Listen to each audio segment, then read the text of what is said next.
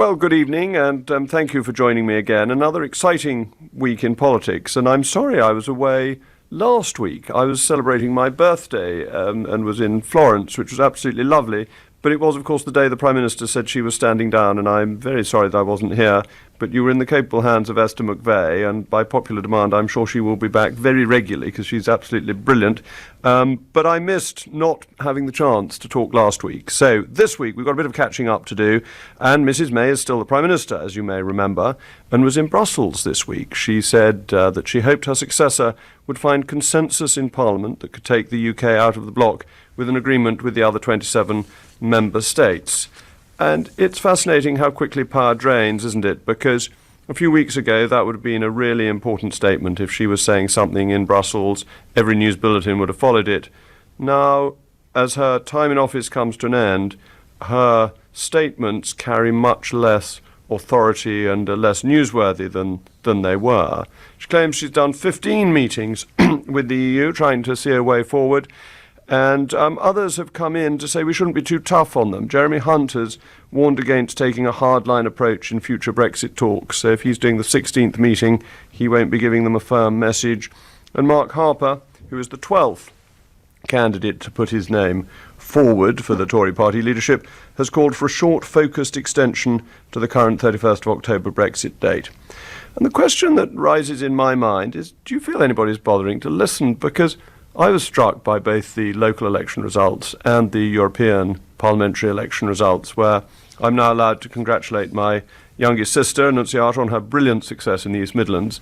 For electoral law reasons, I wasn't allowed to say much about her before, but she fought a terrific campaign, and they're very lucky to be represented by her in the East Midlands, though for fear that I fall into the Alistair Campbell trap, I should like to be clear that I voted Conservative and always would, but I'm nonetheless very proud of my brilliant sister. But I think people haven't taken any notice of what we've had. Mrs May goes off and says we should talk some more and that she hopes there'll be a consensus. Well, she tried to get a consensus and failed. There was no hope of a consensus because people voted to leave and most MPs are Remainers, and that therefore getting consensus was for the birds. It was only going to be a Remain consensus that Parliament could come to when the people gave the clear instruction to leave. And Jeremy Hunt and Mark Harper talking about further extensions. Surely by now we've realised that if the Tory party wishes to be a serious force, there can't be any further extensions. People voted to leave, not for a backroom deal. And not taking a hardline approach? I don't know about that. I think when you go into negotiations, you always take a hardline approach at the beginning. You may soften in the course of the negotiations, you may compromise. And indeed, many Eurosceptics feel they did compromise in accepting so much of Mrs May's not very satisfactory deal. But you don't walk into the conference room saying, oh, I'm here to compromise and give way. That's the way to lose. So I don't think these sorts of comments indicate any awareness of what has been said in the recent elections. I think it's basically snubbing the electorate and thinking that it's business as usual. And anyone who thinks it's business as usual is going to take the Conservative Party in the wrong direction. But we've got a caller from Crystal Palace. Bill, what is your view on this? Yes, good evening, Jacob. Good evening. But first of all, I've got two very quick questions. One is, why haven't you put your name in as leadership for the Conservative Party? Well, I'll answer that very directly.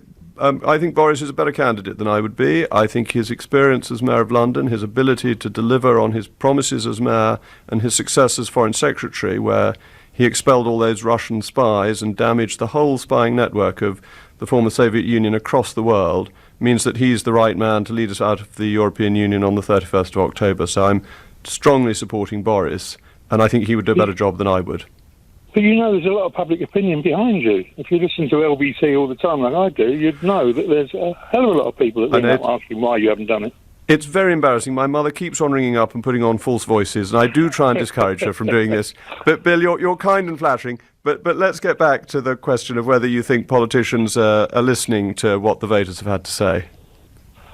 Well, I'm actually a Remainer. Mm-hmm. But no, I don't think they are listening to the majority of them. I've been a Conservative supporter all my life, and I'm not happy with what's going on at the moment. I'm just not sure that the people that have put their name down to take the leadership up are actually the right ones for the job. As I say, I think you should be doing it. as opposed to the others. My second question, very quickly, is I sent some books for you and the children. I wonder if they were enjoying them or not, children's books. Thank you. When did you send them?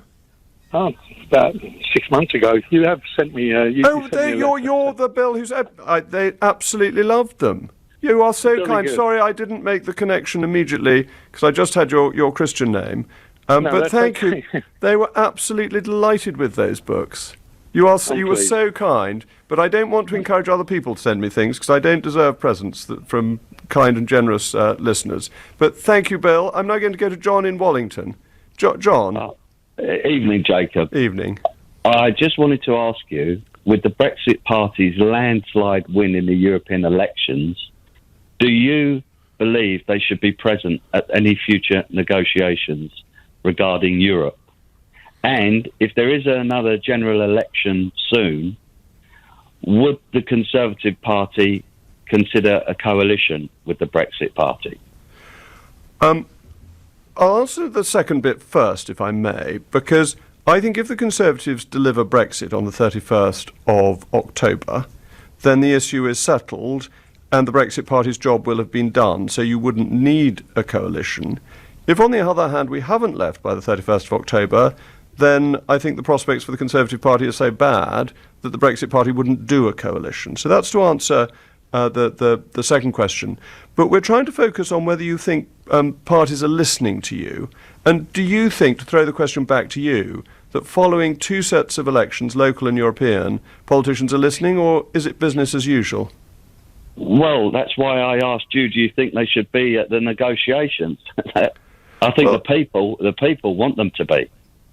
OK, that's one way of looking at it. I think you can't have people outside the government in the negotiations. I think that's very difficult.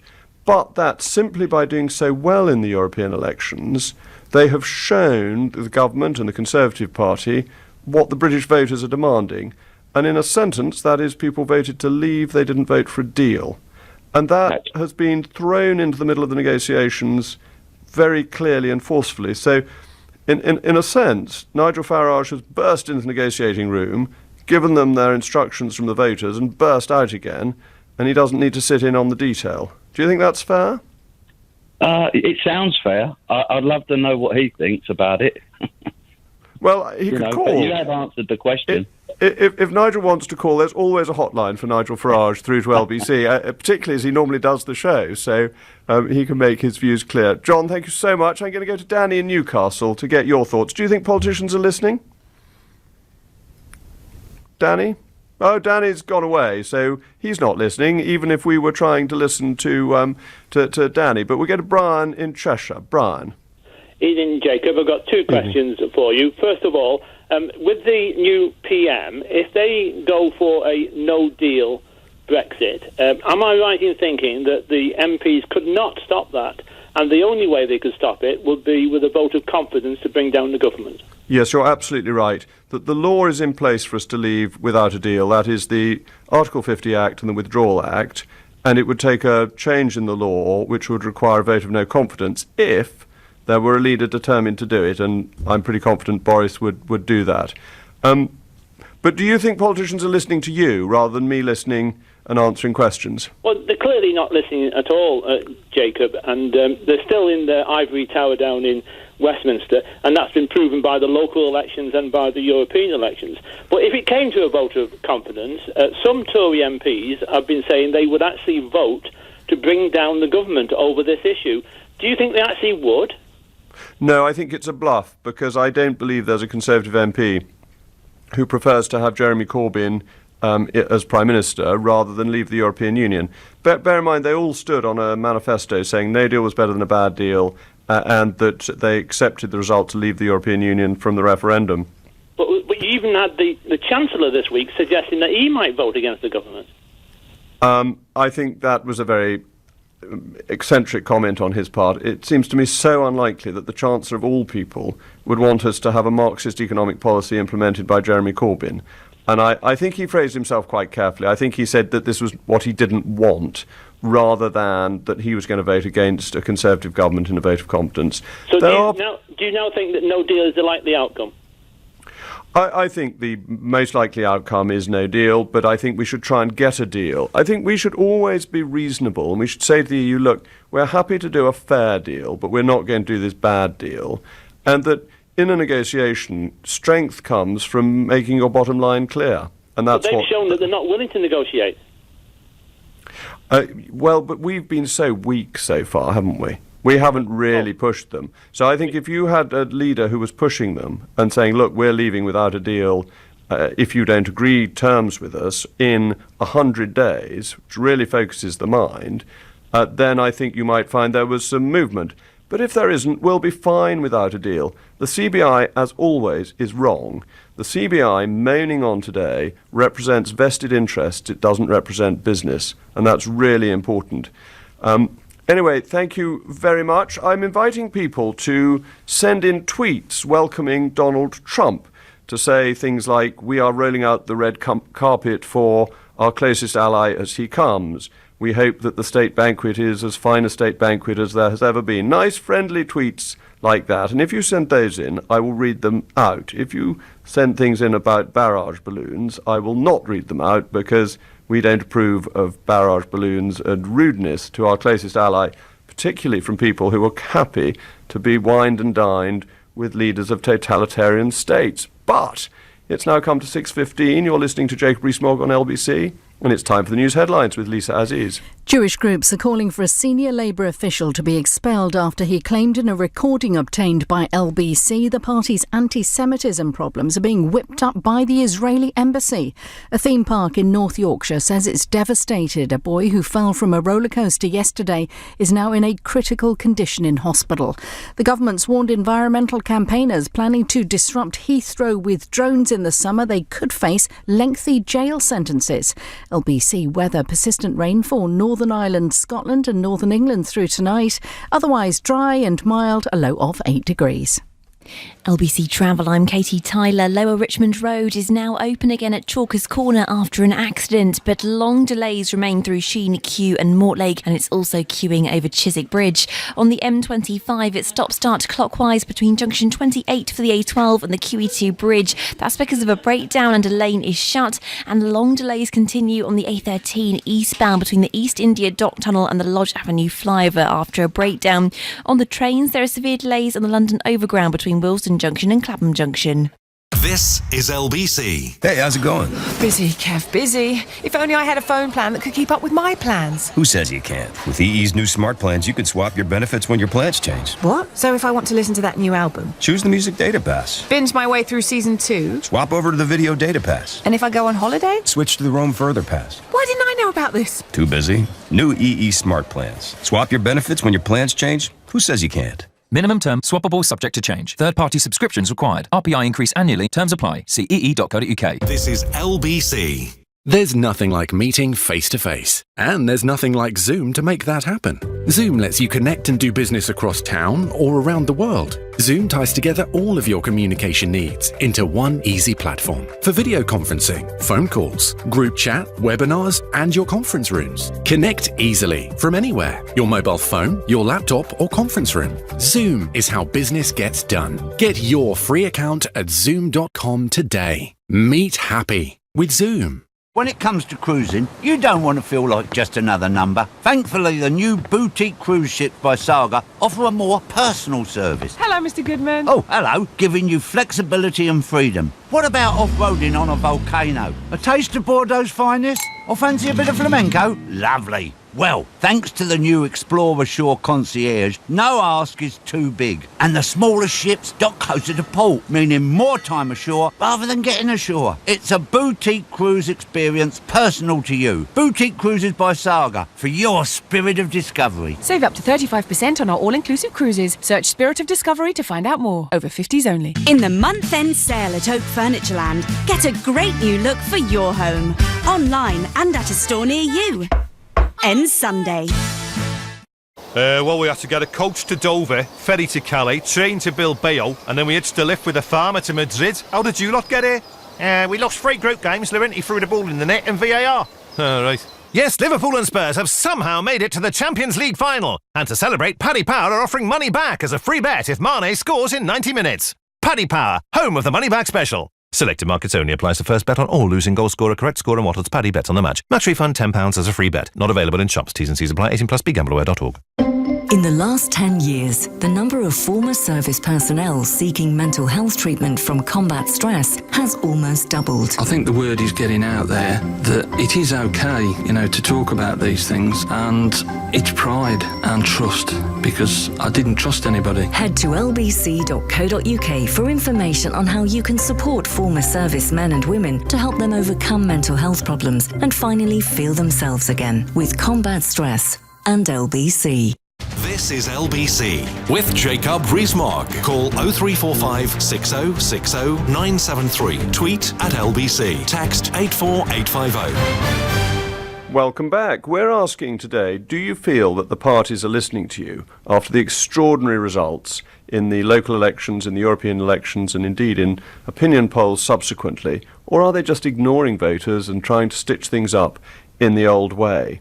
One person suggested to me that any new Tory leader should say that he or she would resign on the 31st of October if they didn't manage to get the UK out of the EU by that date. Do you think that would be a bold step, the right thing to do? Or do you think nobody would believe them anyway? But lots of callers coming in, and we've got one special caller coming shortly. But first of all, Deirdre in Coventry. Deirdre, you're a new caller, so welcome to the show. Right, OK. Shall I carry on? Please do. Please do. Look, you are a law unto yourselves on the politicians at the moment. They have no intentions of coming out of the EU, and so many are applying for the PM to make sure Brexit ministers don't get in. And why would any government and anybody with any sense take us into a crumbling EU? And well, rest assured, if we stay in, we will end up like Greece. Well, I agree with you. I'm very keen that we should get out. I thought we should have left on the 29th of March without a deal, because that's what we'd promised voters that we would do. We'd said we would leave. So, Deirdre, I think you're absolutely spot on. So you feel the parties aren't listening. Do you think we will listen, or do you think we'll all lose our seats first? No, you've only got to listen to the ones that are applying. There's a few of the Brexit ministers, right? But you've only got to listen to them. And for some unknown reason, does our ministers get mental assessment because they have it in their heads they are right and nobody else is, and they need a mental assessment? That's my opinion, right? And my assessment to you is to follow your sister, because the Conservative Party is just falling. It's, this government have ruined their own party, and that is so sad. Well, I've been saying for some time that the Conservative Party has to be the party of Brexit, and that if we're not, we'll lose our votes. If you look at the polling on the European elections, 67% of Conservative voters went and voted for the Brexit Party, 9% of them went and voted Lib Dem. So overwhelmingly, we are the party that wants to leave, and our leadership has failed to recognise that. So that's why it's so important we get a leader who actually believes in leaving the European Union. But Deirdre, thank you so much for being a first-time caller. You're very welcome. I hope you'll call again on a Friday afternoon. I'm now going to go to Mark in Cromer. Mark, good evening. Good evening to you, Jacob. I'm a big fan of yours, except thank you. Perhaps for some of your views on religion. Please may I ask you, why do you support Boris, who I think is a little bit flaky in some areas, over Michael Gove, who has shown himself to be very principled and very solid for the Tory leadership? Well, I'm afraid I think Boris is more solid. I've known Michael for a long time and think enormously highly of him. He's intelligent, able, charismatic man, brilliant orator. But he's stayed in the cabinet that has consistently regurgitated Mrs May's rotten deal and was willing to deal with the Labour Party with Jeremy Corbyn to try and get it through. And I just think that was a grave error on his part, and it shows that he's willing to give up too much of Brexit in a normal political stitch-up. Whereas Boris resigned, he had the courage of his convictions, he got out of the cabinet, and he is committed to leaving on the 31st of October. So I think Boris is the right choice, but I've always liked and admired Michael. May I come back, please? Of course you may, please. Okay, it was the day after the referendum vote in June 2016 that Boris went off to a cricket event instead of planning his leadership campaign. Does that not suggest flawed judgment? No, it doesn't. That even politicians are allowed an occasional moment of rest. It had been a very busy election campaign for the Brexit vote. Boris had been working extraordinarily hard, and he went to play cricket. Drake went to play bowls before defeating the Armada. There's a great historic tradition of our leaders being aware that there's a time for rest as well as a time for activity. And I think that Boris was entitled to play cricket. I will confess that before coming on air this evening, I had two of my sons bowling at me. And as one of them now bowls quite fiercely, this is a rather more terrifying prospect than it used to be. I think I'm allowed to do that before broadcasting and after doing political activities during the course of the day, so I wouldn't criticise Boris for a little cricket. Indeed, I think cricket's a great sign of civilization, but that is another conversation. I'd better go to Malcolm in Bodmin. What are your thoughts, Malcolm? Hello, Jacob. Brilliant question, I think. Thank you. Where do I begin? Your sister has just won election to the European Parliament. Mm-hmm. Nigel Farage's party won big time in that they got 31% of the vote, maybe 32% of the vote, on a 37% turnout. Mm-hmm. And my guess is that the majority of Brexit voters got themselves into gear and they went out and voted. So he's got 31% of a 37% turnout. In the next general election, Jacob, we're going to get maybe 60, 70% turnout. So, in other words, in these elections, Nigel Farage got 31% of this vote, which is roughly a sixth of what he'll get in a general election, or a Brexit vote. Does that not worry you? Malcolm, I don't begin to dispute your maths, but I'm afraid I think it's irrelevant. That what matters in any election is who turns out. Yes. And that you very often find that the people turn out are actually representative of the country as a whole. It's like a very large opinion poll. And look at the result for the Lib Dems. Because what was true for one side of the argument was true for the other side of the argument. That the strongest Leavers and the strongest Remainers both bothered to vote. But they are representative of the country as a whole. They just made the effort to go out to vote. And you find that if turnout goes up, the result remains broadly in line with what has happened. It doesn't change that much. And it's one of those arguments that people make when they don't like the result. They say, well, it's only a small turnout, and therefore if you discount it back, you get a result that's different from the one that you've had. And I just don't think that washes. Jacob, if Nigel would have got 40%, 45, and maybe 50, as a Remainer, which obviously I am, I'd be thinking, I'm worried. But when he's got 31% out of the 100% who voted, and that's a low turnout, surely, Jacob, you Leavers, you have to ask the question, is this really what Britain wants? Well, it is, because he got 52% in the referendum, so he won that. Yes. Then the general election was won again when both major parties said they wanted to deliver Brexit. And then you have another vote, and the Brexit party wins. Every time Brexit wins, and every time Remainers remain. It's what Remainers do. Anyway, thank you for calling. I like your interesting way of analysing politics, but it doesn't quite work. But we've got really exciting news. We have got on the line the man of the hour, of the week, of the month, the one and only Mr. Nigel Farage. Nigel, thank you for coming on. And congratulations. Good evening. Now, you're asking a question. Are people listening to the result of those European elections? And the answer, of course, is no. I want to ask you a very simple question. Given that we said, as the Brexit Party, all through the campaign, and that I've got people elected to the European Parliament, successful businessmen, chairmen of FTSE 250 companies, people who do deals for a living, I've said we should be part of the government negotiating team. And you said, half an hour ago, no, this is a matter for the Conservative Party. But hang on a second. 2 weeks ago, your government was trying to do a deal with the Labour Party. I want to ask you, should Brexit Party businessmen and businesswomen, given we've only got 5 months to go until we leave, should we be part of the team preparing us for a no-deal Brexit? Well, you forgot in your list of brilliant candidates who got elected to mention one Nunciata Rees-Mogg, which I think was a particular triumph for the Brexit Party, and I'm sorry you left her out, because she's a pretty tough negotiator too. I didn't mention any names at all, but Nunciata is a star, of that there is no question.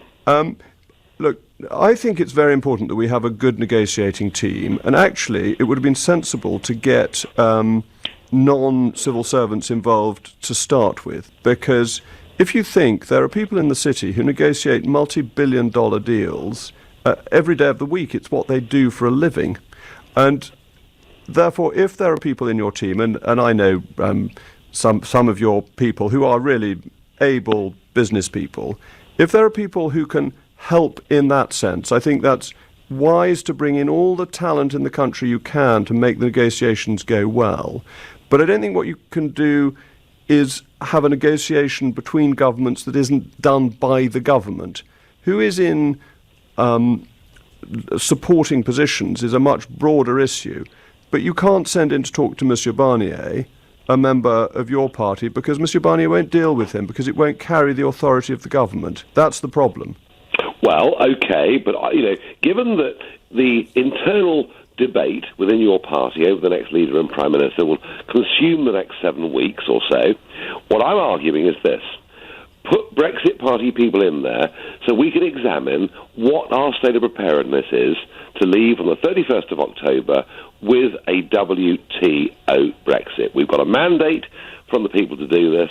And Jacob, what is of more interest to you? Is it Brexit, the national interest, or is it the Conservative Party? Of course, it's Brexit that we have got. If we don't deliver Brexit, there isn't going to be a Conservative Party, as I think the point you managed to prove in the European elections. The Conservative Party will give way to Jeremy Corbyn if we don't deliver Brexit on the 31st of October and not a day later. I think we are in agreement on that. And if the Conservative Party doesn't deliver on a referendum result that it set up, then what is the Conservative Party doing? So I'm all in favour of us leaving on the 31st of October. I wrote for The Sun yesterday saying we've got nothing to worry about on WTO terms. It's all ready to go. The law is in place. We just leave and we trade with the EU in the same way as we trade with the rest of the world, very successfully. So will you accept, Jacob? Would you accept, if you were in that position, my genuine offer of help to make sure this country is ready? Nigel, I think your help to this country in ensuring that we leave properly is very welcome, and your authority now in Brussels to explain to them what the situation is in the United Kingdom is, I think, enhanced by your election result. Of course I want people who are in favour of Brexit to work together. I can tell you I prefer that to trying to work with Jeremy Corbyn, which I thought was a daft idea. Well, please then tell your boss and your cabinet it's not my boss or my cabinet, it's Her Majesty's government. You're promoting me. But you're one of their supporters. I mean, you vote for them and support them and keep them in office. Well, I didn't vote for Mrs May very often. You can't get me on that one. I don't doubt that. But I am making a genuine offer here. I'm saying we've got the team that can go in and get this ready. This is nothing to do with party politics. This is about making sure our party is ready at the end of October to leave this ghastly European Union. And I want you to say, yes, Nigel, we want your help. I think the idea that we can be ready in WTO terms, and if you have ideas on how we do that, and particularly, what are we missing? You see, almost everything is in place, but if we leave without a deal, it's bound to be something that's been forgotten. I think you coming up and saying, look, you have missed this point, this needs to have a solution, this is something you've got to do, that is invaluable, and you should want to do it because you're a patriotic Briton, and I'm sure you will. Thank you. That's very positive, and I'm delighted you just said that. Well, no, not at all. And Always, I'm so grateful you called. It's a great pleasure. But time is against us. It is 6:32. I'm in trouble with the organisers for running late. It's Jacob Rees-Mogg, and it's behind time for the news with Lisa Aziz. Labour says it will fully investigate a recording obtained by LBC in which a senior official claims the Israeli embassy is behind the party's anti-Semitism row. Peter Wilsman, a member of the ruling National Executive Committee, has now been suspended, but many Jewish groups want to see him expelled immediately from the party. The businessman Sir Philip Green has been charged with 4 counts of touching a woman inappropriately in the US. He's accused of knowingly touching another person in Arizona with the intent to injure, insult or provoke. Each count carries a potential sentence of up to 30 days in jail. An Old Bailey inquest into the London Bridge attack has been told there were opportunities galore to spot the terrorists were planning an atrocity. The lawyer for some of the 8 victims' families says there was evidence the 3 men had been in touch with each other before it happened in June 2017. LBC weather: persistent rain for Northern Ireland, Scotland and parts of northern England through tonight. Otherwise mostly dry, clear and mild, a low of 8 degrees. Here on LBC, Andrew Castle, every Saturday and Sunday morning from 7. If you don't somehow deal this time and once and for all, if you are a true blue Conservative, with the issue of Brexit, then Nigel Farage would be the de facto leader of this country. This is the way it's shaping up. Leading Britain's conversation, Andrew Castle on LBC. Hey, Bob, beer? Yeah, sure. I'll have a slow brewed, cask aged, triple hopped IPA, handcrafted by artisanal monks. Some people think they're so special. But with the daily jackpot at Paddy Power Games, an average jackpot of £14,000 is guaranteed to be won by 10 p.m. every single day. So don't think you're special if you win it. Served in a frosted glass with a handle. Right, we've got canned lager or cider. Paddy Power Games. Jackpots must be awarded daily and vary from day to day. Jackpot is shared with other operators. Available on selected games. T's and C's at paddypower.com. 18+. BeGambleAware.org. Alexa, who is the best English rugby player of all time? Good question. My favourite is Johnny Wilkinson. Really? Oh, nice one. Alexa, who is the greatest rugby player of all time? My favourite is definitely Sergio Perez. Oh. Take out Vitality Health Insurance today and we'll give you an Amazon Echo Dot, like Johnny here. You also get an Amazon Smart Plug. And to find your inner athlete, enable the Alexa Vitality skill for fitness and nutrition tips. To get your Amazon bundle today, just search Vitality Health. Vitality. Positively different. New member offer available on certain Vitality plans until 30th of June 2019. Minimum monthly premiums, terms and conditions apply. To all who've travelled with Eurotunnel the shuttle, the outdoorsy types, foodie types, E-types, Jaguars, dogs, cats, alpacas, boot packers, last-minute packers, kitchen sink packers, motorhomes, motorbikers, mountain bikers, surfboarders, snowboarders, crossing borders with feet up on the dashboarders, long legs, first timers, and the let's just take it all in our own timers. It's our 25th birthday, but we're wishing you many happy returns. Join the celebration at Eurotunnel.com. I know what the Rachel hairstyle is. I know how to write hello on a calculator. I know the name of the world's first clone sheep. And I know which part of the room you should never put baby in. But I don't know my state pension. Check your state pension and see how you can build on it with a workplace or other pension. Get to know your pension at yourpension.gov.uk. There's nothing like meeting face-to-face. And there's nothing like Zoom to make that happen. Zoom lets you connect and do business across town or around the world. Zoom ties together all of your communication needs into one easy platform for video conferencing, phone calls, group chat, webinars, and your conference rooms. Connect easily from anywhere, your mobile phone, your laptop, or conference room. Zoom is how business gets done. Get your free account at zoom.com today. Meet happy with Zoom. Jacob Rees-Mogg on LBC. Call 0345 6060 973. Thank you very much. Welcome back. We just had Nigel Farage on the line, which was really interesting and good of him to call. What we're discussing is, do you feel the parties are listening to you, or are they just ignoring voters? There was another subject I wanted to discuss this evening, but I'm not really allowed to for legal reasons, and that's the attempt to bring a criminal prosecution against Boris Johnson. What I'd like to talk about are issues surrounding freedom of speech. What are people allowed to say, and what are they not allowed to say? but our laws on contempt of court are so strict, and the advice coming down from the lawyers so tight, that we can't talk about it. That worries me too. So at some week in the future, we're going to have to discuss freedom of speech and the rules on contempt of court, because this is a free society that can discuss things freely. But actually, when you're doing a radio show, you suddenly discover that you're not allowed to talk as freely as you might like. And there are other things I'll raise, but I get into even more trouble if I mention those until after next Thursday, for those of you who can read between the lines. Very interesting goings on in the Labour Party. Our socialist friends are having a row with Alistair Campbell. Now, many of you will remember Alistair Campbell as that really gentle, kindly press manager for Tony Blair, who always had a friendly word for everybody and a smile on his face. Never issued orders or told people what to do or anything like that. Actually, I've run into him a few times in recent years and greatly like him. He's good fun, amusing, and a very honest, patriotic person, in my view, though that may not be the view held by all Labour members of Parliament. But he's been chucked out for voting for the Lib Dems. And Robert Peston, who usually gets these things right, has pointed out that 41% of Labour Party members voted for other parties, 19% Green, 15% Lib Dem, 7% all others. Are they going to be chucked out too? Do you think the Labour Party is going to, in future, have little devices inside ballot boxes to try and work out what their members are doing? Or is simply voting for a different party when you're a member as a protest perfectly legitimate? For once, I think Alistair Campbell, who's tough enough to look after himself, deserves a little bit of sympathy. I think it was rather mean-minded to chuck him out. Anyway, that's not the subject today. It's, do you feel the party's listening to you? We've had lots of tweets coming in. Matt in Sidcup says, Jacob, no deal is not the will of the people and never was.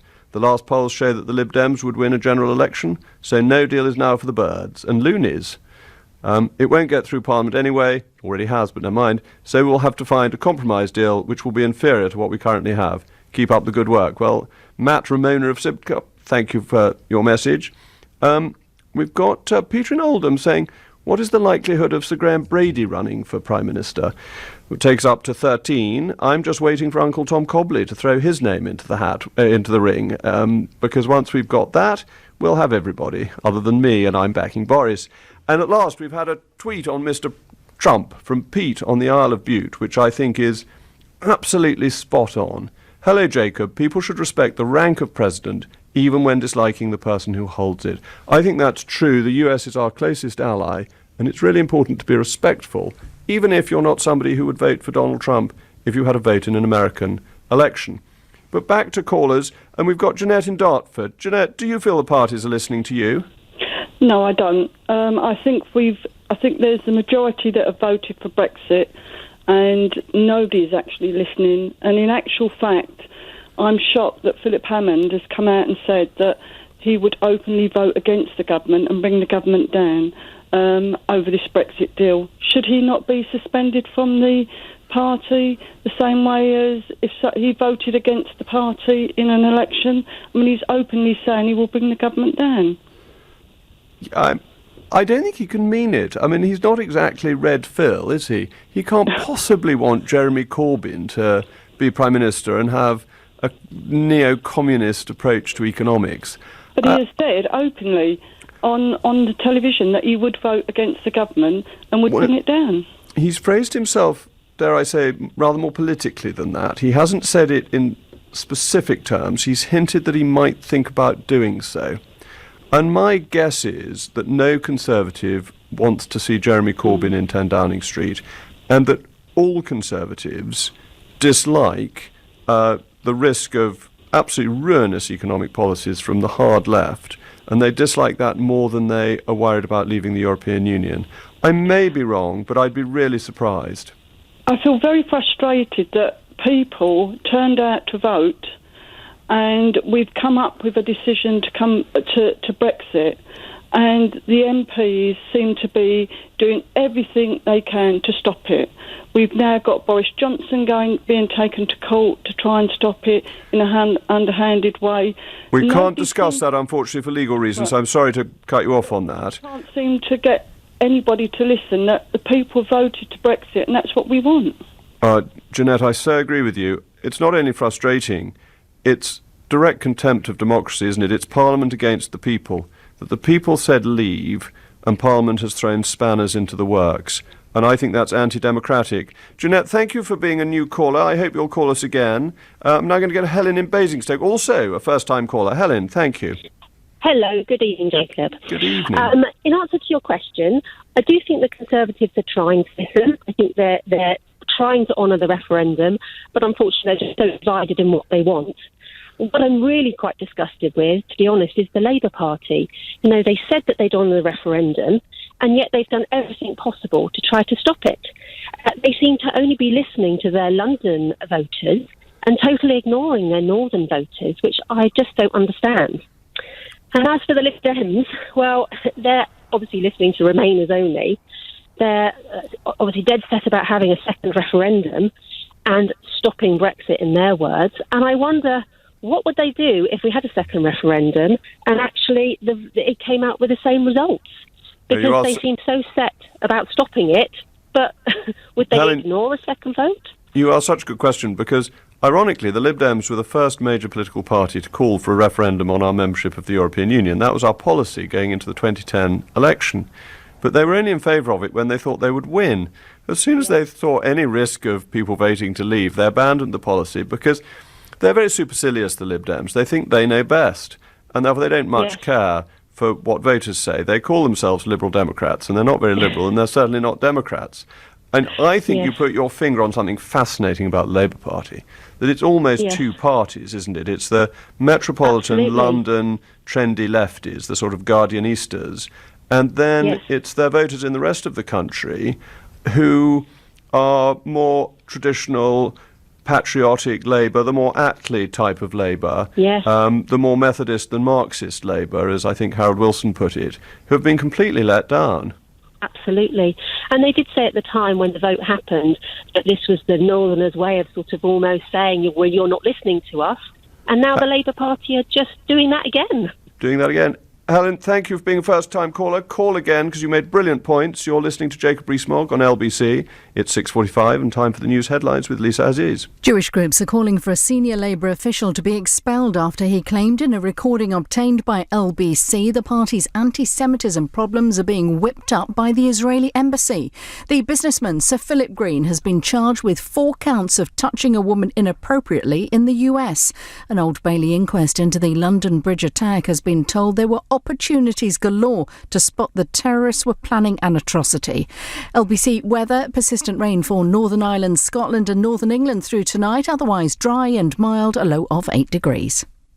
LBC Travel, I'm Katie Tyler. On the M25, there are long delays on both approaches to the Dartford crossing because of 2 separate breakdowns, and it's struggling anti-clockwise between junction 26 for Waltham Abbey and 24 for Potters Bar after a car fire.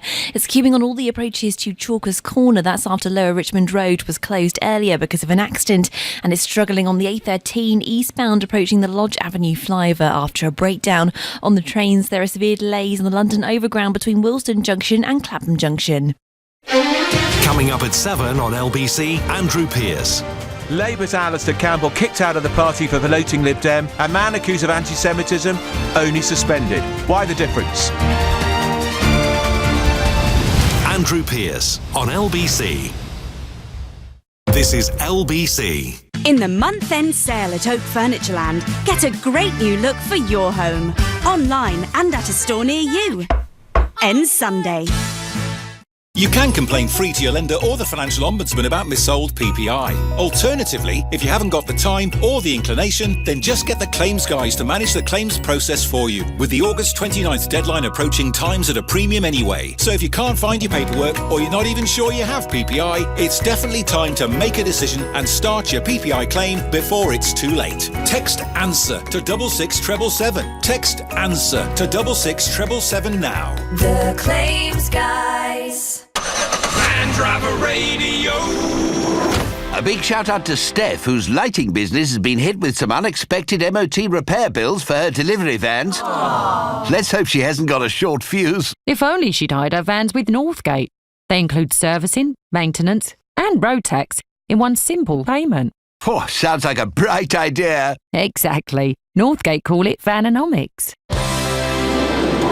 For smart ways to hire vans for your business, search Northgate Vehicle Hire. Alexa, who is the greatest female athlete ever? The jury's still out on that one. Alexa, is Jessica Ennis-Hill the greatest female athlete? Sorry, I'm not sure. Come on, Alexa, do you even like athletics? I don't have a body. Take out Vitality Health Insurance today and we'll give you an Amazon Echo Dot, like Jess here. You also get an Amazon Smart Plug. And to find your inner athlete, enable the Alexa Vitality skill for fitness and nutrition tips. To get your Amazon bundle today, just search Vitality Health. Vitality. Positively different. New member offer available on certain Vitality plans until 30th of June 2019. Minimum monthly premiums, terms and conditions apply. Reunite and save up to £300 per couple when you book a TUI holiday now. With great offers on destinations from Mallorca to Mykonos. Book online or visit your local TUI store. We cross the T's, dot the I's and put you in the middle. TUI. Discover your smile. Atoll protected. Offer available on selected holidays for a limited time and subject to availability. Booking T's and C's apply. See website for details. Bangers and mash, showers and power ballads, tea and toast. Some things just belong together. And if you own a small business, your double act is work you and life you. So at Starling Bank, we mix pleasure with business too. Manage your banking from one beautifully simple app with no monthly fees, instant spending notifications and 24/7 support. Apply in minutes today and say hello to the ultimate work-life bank balance. Just search for Starling Bank, the bank that works like you. Eligibility criteria applies. I don't expect to need legal advice anytime soon, but there's been several times when having a legal opinion on hand would have really helped. Because the families growing up, there's more chance they'll need it too. A Legal Defence membership means affordable advice 24/7 is only a phone call away. Legal Defence saves you 25% across all consumer and criminal law matters, from will preparation to buying or selling a house. To find out more, visit legaldefence.co.uk. Savings against standard Slater and Gordon fees. Jacob Rees-Mogg on LBC. Call 0345 6060 973. Well, welcome back and thank you for listening. We're discussing whether the parties are listening to you, the voters. But I've got an additional message for you, which is I did a podcast with Ian Dale earlier in the week, which is available. And talking to Ian at length is so interesting because he's such a well-informed, thoughtful man. I was discussing my book on the Victorians, which is loathed by The Guardian. So if you're not a Guardian reader and you're not a snowflake, why don't you listen to the podcast? And if you've found an hour of me is enough, you may find the next 3/4 of an hour of the podcast. Listen to Ian instead and fast forward the bits when I'm talking. Back to the question, do you feel the party's listening to you? Thomas in Glasgow, we're waiting to listen to you, so please, sir, go ahead. Hi, Jacob. Hello. Excuse me if I've been a bit nervous. It's my first time calling, although I would like to say that it was good to hear my two political heroes. Thank you. Don't be nervous. Everyone's pleased to hear from you, so you're really welcome caller. Thanks very much. I think perhaps, or rather, what would you think about a general election? Do you think that would be a bad thing? Because it might actually root out some of the MPs who are stopping this sort of democratic yes. vote getting implemented. Would you think that would be such a bad thing? I think the problem is that a general election probably wouldn't return a very different parliament, and that you've got a situation where the leaders of parties and the senior figures in parliament are anti-leaving the European Union and want to frustrate the referendum, and there are more than 325 of them in the House of Commons, and that a new election is unlikely to change that. You'd probably change from Conservative to Labour, and you might find the Brexit Party took a lot of seats from the Conservatives, but not enough to form a government. So I don't think it would help. But Thomas, do you think it would be a good idea? Do you think it would clear the air? Well, I think because of the success of the Brexit Party, I think they would root out some of the Remainers who are clinging on to this sort of belief that, but it's just kicking the can down the road and hoping that it's all going to go away. The people voted, and what does that say about democracy if the biggest vote ever our country isn't implemented. I think you're absolutely right. Can I ask you a slightly different question? What message would you like to give to Mr. Trump as he arrives on his state visit? I think Mr. Trump's brilliant. I think we should welcome him with open arms. Thank you very much. That's a proper welcome to the American president from Thomas in Glasgow. Thank you. I'm now going to go to Kimberly in Plymouth. Kimberly, let's start with, do you feel the parties are listening to you? And then I'll ask you the Trump question at the end. So, Kimberly, your thoughts? Okay. No, the politicians still aren't listening. They're not getting it, are they, really? But I would like you to explain something, if you could. When Parliament voted to trigger Article 50, and there was a majority to do so, they did it knowing that no deal was going to be the legal default position if an agreement was not reached. An agreement was put to the table. It has been rejected 3 times now, which means that no deal is now the position we are in. Kimberly. Why then is Mr. Hammond, Mr. Bercow, and some of your would-be leaders all saying that they will stop no deal? Because they can't. They don't have your wisdom and they don't understand the Constitution. But thank you, Kimberly. You have, in 2 sentences, explained the constitutional position in a way that has taken me speeches lasting 20 minutes. So thank you for your clarity and forthrightness, because you are spot on. When Article 50 was exercised, the default position in law was to leave without a deal. That is the law, and a mere motion in Parliament cannot change the law. No. Thank you. That's a brilliant point, and so clearly made. What's your message for Mr. Trump as he arrives? What would you like to say? I would like to say, hello, how are you? It's very nice of you to join us, and I think we will leave all matters of tax and diplomacy to Her Majesty, who is more than capable of handling that situation with admirable aplomb. That is a brilliant answer, and it shows, as always, the good manners of the British people. Kimberly, thank you so much for your call. I'm going to go to Joe in Nuneaton, who is another first-time caller. Joe, hello. Hello, yes, I am a first-time caller. Thank you for having me on. I just want to pick up a quick point before I get into the main sort of beef of it. I just want to say that you made a point earlier about respecting Trump and him being elected. Now, just as you was dropping in your preview of your podcast, you referred to Guardian readers as snowflakes. Now, if you want to start on respect of people's point of view, I think that's a good place to sort of start. What I really wanted to say is, obviously, it's been 3 years since the referendum next month, so that means we've got a generation of 15, 16, 17-year-old voters that are now becoming eligible to vote if they hit the age of 18. As you can see, the majority of people under 30 did vote Remain, and they're also, really concerned about things like equal rights, the education system, the environment system. I mean, obviously, yourself, you voted against equal rights for gay marriage. But can we stick to the question? The question for today, before you wander down all sorts of byways, is: do you think the party is listening to you? You're calling for a second referendum to be listened to. Is that your point? No, I don't think the parties are listening, because, like I said, I think there's a generation of people. But what point are you making?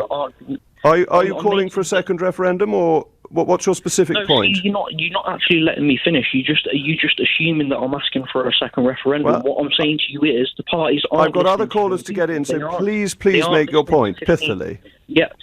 The parties aren't listening is what I'm trying to say to you if you stop interrupting me. But what do you want? What are you asking for? You've said that. What are you asking for? You're just talking out. I'm asking for the parties to listen to young people, to listen to 15, 16, 17-year-old voters, the people that aren't being spoke about, their views that aren't being put in the front line. And as you said before, how are they going to express that view in a general election or a second referendum? Which are you calling for? Which am I calling for? Yes. Well, if it was me personally, I would prefer a second referendum, because all we've seen in the past 3 years is lies and turmoil, personally. Okay. So you didn't like the first referendum, so you want a second. Is that right? No, I don't think. As I've just said, there's a generation of people that have seen these 3 years that are now eligible to vote, that can have this decision and should have this decision. You've seen your own government fail so to I've got to go to other people, so I'm going to ask you one final question. How long do you think a referendum should stand for? 1 year, 2 years, 3 years? Well, as yourself, I know you're quite the historian. You can have a look through and see the multitude of votes that other members of the customs union and the single market have had consistently on different areas of membership where they've been able to choose what it is that they can actually go for and what model they take. But we had one referendum in 1975. Hold on just a moment. You can't talk forever. One in 1975 and one in 2016. But you now want another because you lost. I think I'm going to call you a snowflake too, sir. Thank you very much for calling. Snowflake's always welcome on LBC. I'm going to read out a tweet from Anne. I'm a little worried of the news that both Germany and France have said there will be no extension given to the UK. An extension might happen only if the UK are holding an election or another vote by the people. It looks as if the UK is being held to ransom by the EU. And then we've got a message from Bristol, which is near where I am. Jacob, the people said leave and Parliament said how. Thus far into the proceedings, and you still can't comprehend that. Stupid is as stupid does. Keep supporting Boris. It says a lot. Well, thank you, Jason, for your kind and friendly words. And then from Abby in Surrey. Jacob, your friend Nigel Farage asked you which of these three interests is more important to you, national, Brexit or party. Without hesitating, you replied Brexit. Yet you and your fellow Brexiteers would like the rest of us to believe your wanting to exit the EU is in the national interest. Really? Well, the answer is yes, really. Brexit is essential to the national interest. We can govern ourselves, thank you very much. We don't need it to be done for us by unelected bureaucrats. Time's up. Thank you so much for listening. It's a pleasure to be back this week. You've been listening to Jacob Rees-Mogg on LBC. I'll be back next week, 10 o'clock tonight. It's Nick Abbott. But up next, it's Andrew Pearce sticking up for his friend Alistair Campbell. Andrew. Jacob, thank you very much. Coming up in the next 3 hours, breaking news. Birmingham City Council has won an injunction to stop those protests at the gates of Anderton Park School by parents who do not want their children taught about LGBT issues. We'll be getting the latest on that. The Lib Dems, for the first time in 9 years,